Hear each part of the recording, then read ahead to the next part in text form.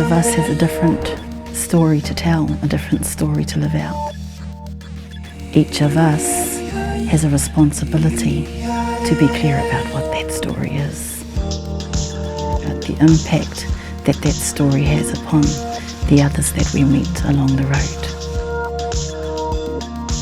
This time in humanity, whether we want to or not, we're all being called to a new space.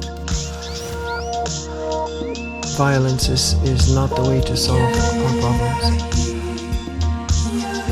at all.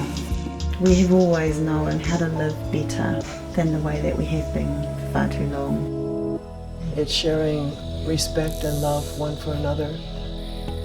And it's a simple concept. It is the time for removing of domination of others.